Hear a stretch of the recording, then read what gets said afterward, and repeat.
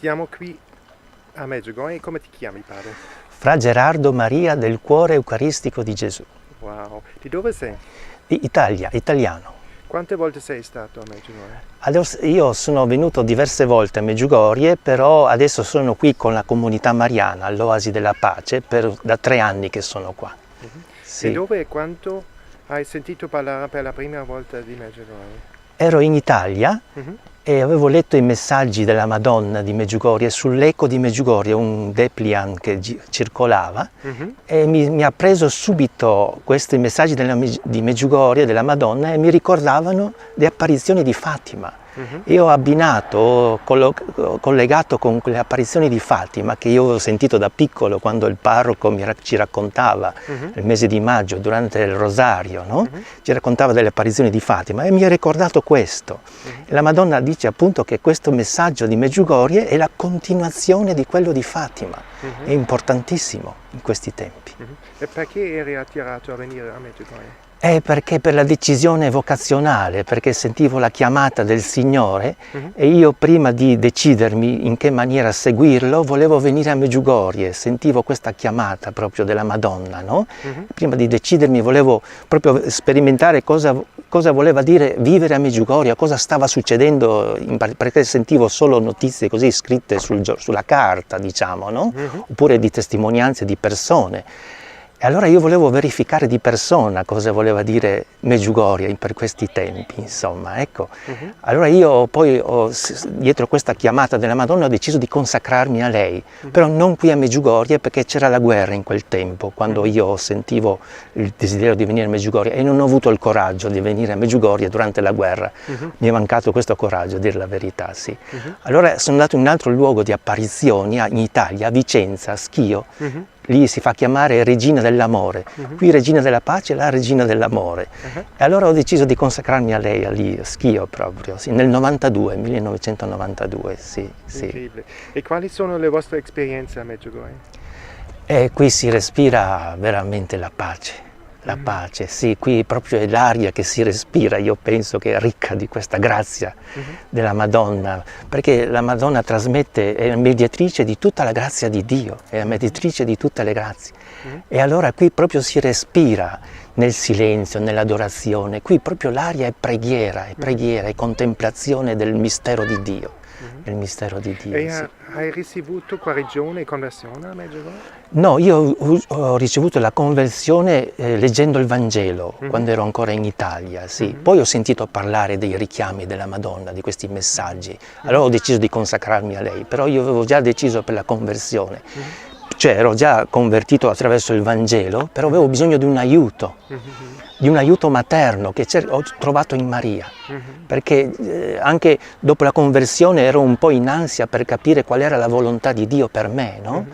E invece con l'abbraccio della Madonna mi dice abbandonati a me, prega e abbandonati. E lì poi ho incontrato questa comunità che viveva il messaggio di Medjugorje, io ero attirato da questo, dai 2 giorni di digiuno come chiede la Madonna, io cercavo di metterli in pratica anche questi. Allora ho detto Maria, o c'è una comunità che vive il Vangelo e il tuo messaggio di Medjugorje, se non c'è una comunità io sono disposto anche a vivere da solo queste cose, questi valori, diciamo, sì. E invece poi ho incontrato la comunità che mi ha accolto, sì. E preghi il rosario? Sì, sì. Perché? Perché? Perché lo chiede la Madonna, è la salvezza delle anime, per la salvezza delle anime, perché in questi tempi c'è tutto in mano alla Madonna, proprio la salvezza del mondo, sì, sì.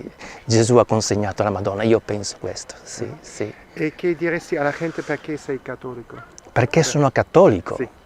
Anche perché sono nato così, battezzato nella Chiesa cattolica, poi certo ho avuto il mio periodo di dubbi, di allontanamento da Dio, dalla pratica religiosa, sono stato anch'io molto lontano e vivevo sempre più angosciato e triste nella vita, no? Poi è stato un grido a Dio proprio, no? Che mi ha liberato da questa cosa, Dio se ci sei veramente aiutami, io non ce la faccio più. E allora questo mi ha fatto incontrare il Vangelo, e lì col Vangelo ho avuto la conversione, tanto pianto sul Vangelo.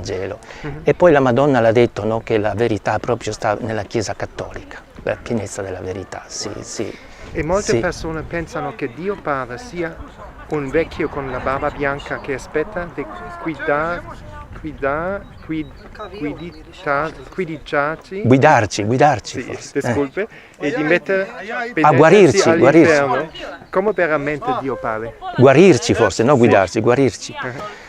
Dio Padre, beh, può essere anche una visione umana, così, di vederlo anziano con la barba, così, ma forse non ha proprio un volto preciso. Il volto preciso di Dio è Gesù Cristo, fatto proprio primogenito del Padre, no? Il figlio unigenito del Padre. Ecco, lui ha preso le nostre sembianze, proprio possiamo confrontarci con Gesù Cristo per vedere il volto, no? Come veramente, come un uomo proprio, come noi. E Dio Padre ci aspetta misericordioso. Aspetta anche il più grande peccatore di questo mondo. Non c'è peccato che lui non possa perdonare. Non dobbiamo perdere mai la fiducia nella misericordia di Dio che è grande. E cosa diresti alle persone che hanno paura di confessarsi? Potrebbero pensare a cosa penserà il sacerdote di tutte le cose brutte che ho fatto. No, perché il sacerdote rappresenta Gesù Cristo in quel momento. E Dio conosce le nostre colpe e la paura viene dal nemico che ci blocca. E non dobbiamo ascoltare e aver paura di Dio, assolutamente no. Del demonio sì, ma non di Dio. E vedo che hai un rapporto personale con Cristo. Come può una persona avere anche questa relazione personale con Cristo? Con la preghiera coltivata, continua. Sì, questa è la relazione con Dio. Attraverso la sua parola, il Vangelo o la mediazione della Madonna, con i suoi messaggi che ci aiutano proprio a aprirci sempre di più a Dio e alla sua misericordia. E hai fatto la stessa esperienza che la sofferenza e il dolore nella tua vita ti hanno avvicinato a Dio? Sì, cioè, certo, ho sperimentato questo, no? La sofferenza anche nel mondo, causa dei miei peccati, delle mie mancanze di fiducia in Dio, di fedeltà in Lui, no? E si sperimenta, la Madonna dice che ognuno deve sperimentare anche il dolore nella vita. Non è una cosa che possiamo evitare, diciamo, no? Perché attraverso il dolore ci apriamo di più ancora a Dio, ci purifica dalle nostre colpe e ci apriamo di più all'amore di Dio e del prossimo. Wow, incredibile.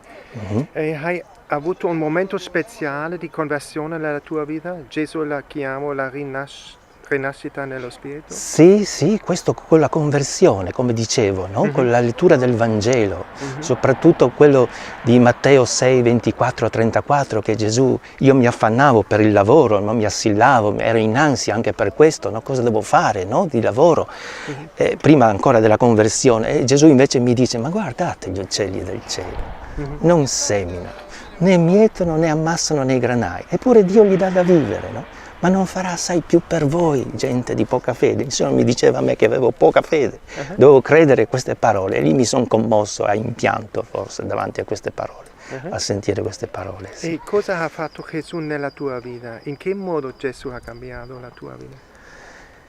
In che modo ha cambiato? Io penso, dopo che ho creduto queste parole, è diventata importante la confessione. La confessione era molto importante, anche se anch'io provavo vergogna dei miei peccati, quindi non avevo la possibilità di aprirmi subito completamente al confessore, ma piano piano, gradualmente, ho vinto questa vergogna e sempre di più ho detto tutto al Signore attraverso il sacerdote.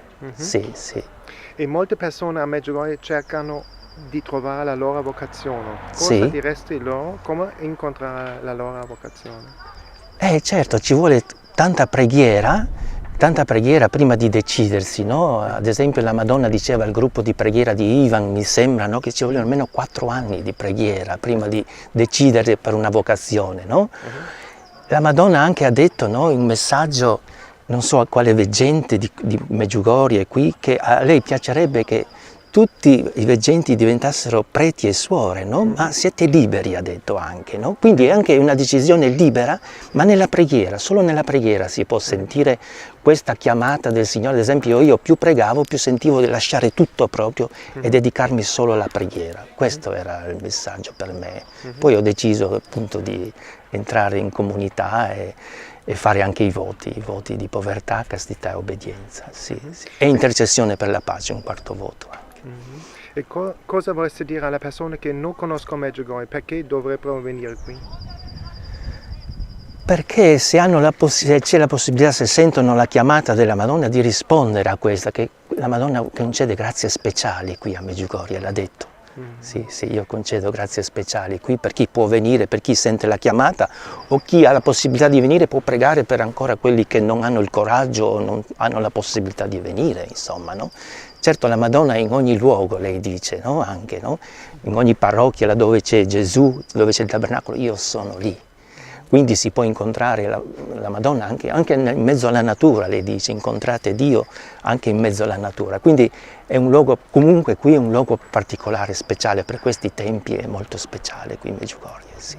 Grazie per questa bellissima intervista. Pace e bene, grazie a lei.